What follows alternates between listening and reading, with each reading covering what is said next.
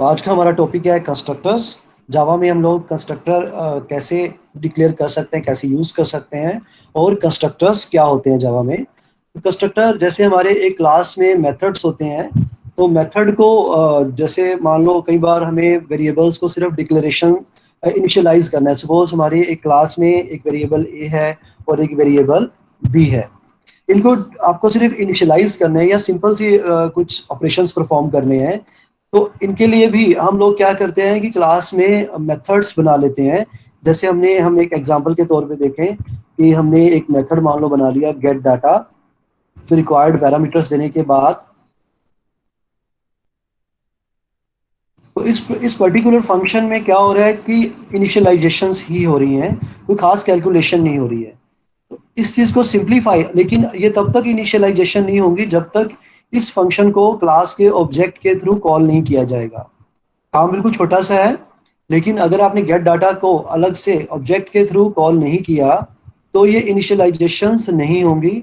तो क्या होगा, अगर इसके बाद वाले मेथड को इनकी इनिशियल वैल्यूज चाहिए तो इनिशियलाइजेशन ना होने के कारण रॉन्ग कैलकुलेशन की तरफ भी आप जा सकते हो। तो कंस्ट्रक्टर हमें एक मेथड देते हैं। कंस्ट्रक्टर एक तरह के स्पेशल मेथड्स हैं जिनको हम यूज करते हैं आपके इनिशियलाइजेशन के लिए, यानी कि कुछ वेरिएबल्स को की वैल्यूज को इनिशियलाइज करने के लिए। तो ये हमारे स्पेशल मेथड्स हैं, स्पेशल टाइप ऑफ मेथड है वैल्यूज को इनिशियलाइज करने के लिए। इनमें अलग बात क्या होती है कि जो आपकी क्लास का नेम होता है, सपोज आपकी क्लास का नाम है एडिशन, ठीक है, या कुछ भी आप नाम सोच के चल लो, क्लास का नाम मान लो ऐड है। तो कंस्ट्रक्टर इस क्लास में जो जिस मेथड को आप कंस्ट्रक्टर डिक्लेयर करोगे उसका नाम भी वही होना चाहिए जो आपकी क्लास का नेम है। जैसे इस पर्टिकुलर केस में मैंने लिखा है क्लास का नाम ऐड है, तो ADD। तो क्लास के अंदर जो आप मेथड इस तरह का लोगे, जो इनिशियलाइजेशन के लिए लोगे, तो उसका नाम भी वही रखोगे जो क्लास का नेम होगा। तो ये इसका रूल है पहला। और दूसरा क्या है कि आपको इसके अंदर क्या करना होता है, सिर्फ इनिशियलाइजेशंस करनी है। जैसे मान लो मैंने किया a is equal to 1, b is equal to 10 suppose, और और कोई ऑपरेशन हमें परफॉर्म नहीं करना। पहली बात तो क्या हो गई कि इसका नाम वही हो गया जो हमारी क्लास का नाम था। दूसरी बात ये हो गई कि इसके अंदर इनिशियलाइजेशंस जैसे छोटे काम आपको करने हैं। तीसरा रूल क्या हो गया कि ये कुछ रिटर्न टाइप मेंशन नहीं करते, जैसे इंट, फ्लोट, कैर, कुछ भी आप रिटर्न टाइप देते हो मेथड में या वॉइड देते हो, ऐसा इसको के साथ कुछ भी नहीं करना।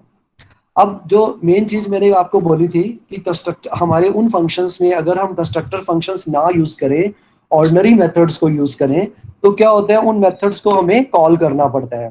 कंस्ट्रक्टर क्या होता है, जब भी आप इस पर्टिकुलर क्लास की हम बात करें, मान लो ये क्लास डेफिनेशन कंप्लीट है, इसके बाद आपने मेन प्रोग्राम आपका शुरू कर लिया। मेन प्रोग्राम में आप जब इस क्लास का, इस ऐड क्लास का ऑब्जेक्ट क्रिएट करोगे, ठीक है, मान लो मेन क्लास का नाम आपका टेस्ट है, ठीक है, क्लास टेस्ट, इसके अंदर आप पब्लिक स्टैटिक, यानी कि आप मेन फंक्शन प्रोवाइड करते हो, यहीं से आपका एग्जीक्यूशन शुरू होता है, आर्ग्यूमेंट्स, ठीक है। अब यहां पे आके आप क्लास का ऑब्जेक्ट क्रिएट करते हो। तो क्लास का नाम क्या है आपका ADD। ऑब्जेक्ट का नाम हम मान के ले लेते हैं कि हमने नाम रखा A1 is equal to new ADD। तो इस तरह से क्या होता है, हमारी क्लास का ऑब्जेक्ट क्रिएट होता है। कंस्ट्रक्टर के केस में क्या होगा, अगर इस पर्टिकुलर क्लास में एक कंस्ट्रक्टर भी है, जैसे ही आप ये ऑब्जेक्ट क्रिएट करते हो क्लास का, तो कंस्ट्रक्टर फंक्शन मैंने हाईलाइट कर दिया है, तो कंस्ट्रक्टर फंक्शन अपने आप ही एग्जीक्यूट हो जाते हैं। इनको अलग से कॉल नहीं करना पड़ता, अलग से, यानी कि आपके प्रोग्राम में आपको ऐसा नहीं लिखना, ठीक है, आपको फंक्शन को कॉल नहीं करना। कंस्ट्रक्टर फंक्शंस अपने आप एग्जीक्यूट होते हैं जैसे ही आप क्लास का ऑब्जेक्ट क्रिएट करोगे। तो जैसे ही A1 क्रिएट होगा, तो A1 के अंदर A और जो B है ये अपनी करस्पॉन्डिंग वैल्यूज ले लेंगे। A की वैल्यू 1 हो जाएगी, B की वैल्यू 10 हो जाएगी, यानी A1 dot A is equal to 1, A1 dot B is equal to 10।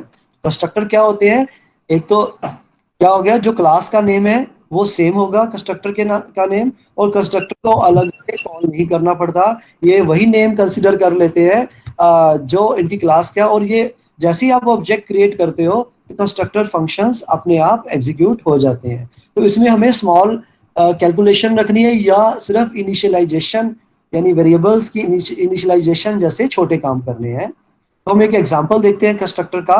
मान लो हमारी क्लास का नाम है, हमने एक ट्रायंगल का प्रोग्राम लिखा है, area of a triangle using classes in जावा।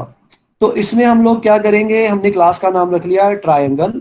इसमें दो वेरिएबल ले लिए, बेस और height, base for base of the triangle और height for height of the triangle. अब मैंने इसमें एक कंस्ट्रक्टर फंक्शन लिखा जिसका नाम वही ले लिया जो क्लास का नाम था। तो क्लास का नाम क्या है, ट्रायंगल है, तो मेथड का नाम भी ट्रायंगल ले लिया। इसको दो पैरामीटर हमने पास किए, ए और बी। अब क्या है, हमने लिखा base is equal to a, height is equal to b. तो क्या होगा, जो भी वैल्यू इसके थ्रू आपके ट्रायंगल फंक्शन के थ्रू ए और बी की जो वैल्यूज आएंगी वो क्या होंगी, आपके बेस को, ए की वैल्यू बेस को साइन हो जाएगी और बी की वैल्यू हाइट को। दोनों वेरिएबल्स हैं जो हमारे वैल्यूज ले लेंगे। अब हमें क्या करना है, हमने एक ट्राई एरिया नाम का फंक्शन लिखा हुआ है। ट्राई एरिया फंक्शन हमने किस लिए लिखा है, ट्राइंगल का एरिया कैलकुलेट करने के लिए।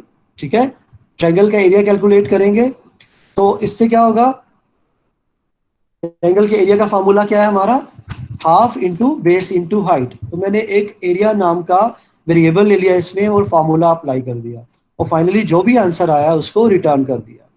ठीक है, जब आप इस प्रोग्राम को एक्चुअल में रन करोगे तो आप थोड़ा डाटा टाइप्स का देख लेना। मुझे लग रहा है कि फ्लोट इसको कम रहेगा तो हमें एरिया को डबल लेना चाहिए। तो मैं थोड़ा करेक्ट कर देता हूँ ऑनलाइन में, यहीं पे ही डबल, और रिटर्न टाइप भी अब डबल हो जाएगी। ठीक है, डबल की जो लेंथ है वो फ्लोट से डबल हो जाती है, यानी फ्लोट हमारा 4 बाइट्स का है तो डबल हमारा 8 बाइट का होता है। अब आ जाते हैं कंस्ट्रक्टर की तरफ कि हमारा मेन प्रोग्राम शुरू हो जाता है क्लास टेस्ट। और यहाँ पर हमने मेन फंक्शन को डिक्लेयर किया है और एक वेरिएबल ले लिया एरिया 1 नाम का, जिसमें हमारा एरिया ऑफ ट्रायंगल कैलकुलेट होके वापस आएगा। तो इसको भी हमें डबल ले लेना चाहिए, डबल एरिया 1। अब हमने इस लाइन में क्लास का ऑब्जेक्ट क्रिएट किया, triangle is equal to try one is equal to new triangle. तो इससे क्या होगा, ट्रायंगल का ट्राई वन नाम का ऑब्जेक्ट क्रिएट हो जाएगा। इसके आगे के प्रोग्राम में ट्रायंगल वर्ड नहीं यूज होगा, क्लास का ऑब्जेक्ट यूज होगा। अब ट्रायंगल के बाद यहाँ पे मैंने पैरामीटर पास किया है 5,10। 5,10 क्यों, क्योंकि हमारा इस प्रोग्राम में जो कंस्ट्रक्टर यूज हो रहा है वो पैरामीटराइज्ड कंस्ट्रक्टर है। आप देखो ऊपर मैंने लिखा ट्रायंगल, इसको दो इंटीजर्स चाहिए रन होने के लिए। तो दो इंटीजर वैल्यूज मैंने यहाँ पे ऑब्जेक्ट क्रिएट करते वक्त पास कर दी इसको। उसके बाद हमारा ए और बी की वैल्यूज क्या होगी, 5 और 10 हो गई। अब हमने कॉल किया try one dot try area. इससे क्या होगा, हमारा ट्राई एरिया मेथड कॉल होगा। ट्राई एरिया मेथड क्या करेगा, एरिया ऑफ ट्रायंगल को कैलकुलेट करेगा और आंसर को मेन प्रोग्राम में रिटर्न स्टेटमेंट से रिटर्न करेगा और फाइनल आंसर हमारा एरिया 1 में आके स्टोर हो जाएगा। तो इस तरह से एरिया 1 में फाइनल आंसर है और एरिया 1 से आंसर प्रिंट हो जाएगा। तो मेन थिंग जो इस प्रोग्राम में थी हमारी, कंस्ट्रक्टर की बात हम कर रहे थे, तो क्लास का नेम वही है जो हमारे कंस्ट्रक्टर का नेम है। आप देखो मेन प्रोग्राम में हमने कंस्ट्रक्टर फंक्शन को कॉल नहीं किया। जैसे ही ऑब्जेक्ट क्रिएट हुआ कंस्ट्रक्टर अपने आप रन हो जाएगा। उस कंस्ट्रक्टर को रिक्वायर्ड वैल्यूज पास की हैं, तो इस तरह के कंस्ट्रक्टर को हम क्या बोल देते हैं, पैरामीटराइज्ड कंस्ट्रक्टर, यानी ऐसे कंस्ट्रक्टर जिनको पैरामीटर्स की जरूरत होती है। कंस्ट्रक्टर वो भी होते हैं जिनको पैरामीटर्स की जरूरत नहीं होगी। तो उसका भी एक एग्जांपल देखते हैं। मान लो उस ऐसे स्ट्रक्चर को हम क्या बोलते हैं, डिफॉल्ट इंस्ट्रक्टर। इसी प्रोग्राम को एक बार दोबारा देख लेते हैं। क्लास का नाम है ट्रायंगल, तो मैंने दो वेरिएबल ले लिए, बेस और हाइट। ट्रायंगल नाम का कंस्ट्रक्टर लिखा है, इसके को मैंने कुछ भी पास नहीं किया। इस मेथड के अंदर बेस को 5 और हाइट को 10 मैंने डायरेक्टली कर दिया, यानी कि आपको वैल्यूज नहीं पास करनी है, इसके अंदर अपने आप ही दोनों असाइनमेंट्स हो जाएंगी। आगे फिर वही एरिया का मेथड लिखा है, मैं दोबारा नहीं एक्सप्लेन करूंगा, हो चुका है ये। अब हमारा मेन क्लास शुरू होती है, class test public static void main. अब यहाँ मेन लाइन ये है हमारी, ट्रायंगल का हमने ऑब्जेक्ट क्रिएट किया, try one is equal to new triangle. यहाँ पे हमें कोई पैरामीटर नहीं पास करना, क्योंकि इस पर्टिकुलर एग्जांपल में जो कंस्ट्रक्टर है वो कैसा है, हमारा डिफॉल्ट कंस्ट्रक्टर है। बस जैसे ही आपका ये ट्राई वन क्रिएट होगा तो आपका क्या होगा, इसमें इसका जो कंस्ट्रक्टर फंक्शन है ट्रायंगल फंक्शन अपने आप रन हो जाएगा। बेस की वैल्यू अपने आप 5 हो जाएगी, हाइट की वैल्यू अपने आप 10 हो जाएगी। तो आपका जो ऑब्जेक्ट है try1 dot base is equal to 5, try1 dot height is equal to 10। तो फाइनली आप एरिया को प्रिंट कर सकते हो। इस पर्टिकुलर एग्जांपल में भी आप थोड़ा डाटा टाइप्स को थोड़ा सा हम मॉडिफाई कर देते हैं। यहाँ पे इस फंक्शन के लिए हम डबल ले लेते हैं फिर से, और यहाँ पर भी हम डबल ले लेते हैं, और जहाँ पे इसको कॉल किया है मेन प्रोग्राम में एरिया वन के लिए भी डाटा टाइप को मॉडिफाई कर देते हैं। इन प्रोग्राम्स को आप या तो अगर जावा इंस्टॉल्ड है वहां पे, नहीं तो जावा ऑनलाइन कंपाइलर्स होते हैं उन पे जाके रन, इसको कॉपी पेस्ट करके या यहाँ से देख के आप वहां जाके इसको रन करके देख सकते हो माइनर मॉडिफिकेशंस के साथ।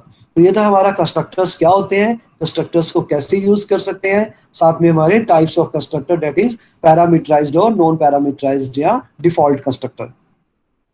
अब एक छोटा सा टॉपिक और करेंगे, डिटेल बाद में देखेंगे इसकी, that is method overloading.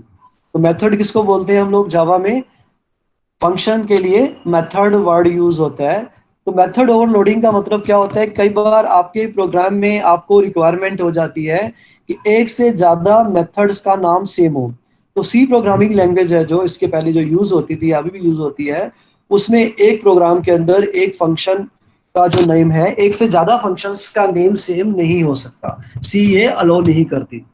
Same रखने की जरूरत क्या होती है कि मान लो आप एडिशन ऑफ टू इंटीजर्स कर रहे हो और उसी प्रोग्राम में भी आपको एक फंक्शन और लिखना है, addition of two float values. तो दो फंक्शंस लिखने होते हैं सी में, कि एक बार इंटीजर्स पैरामीटर पास होंगे तो ऐड हो, एक बार फ्लोट पैरामीटर पास हो तो एडिशन हो।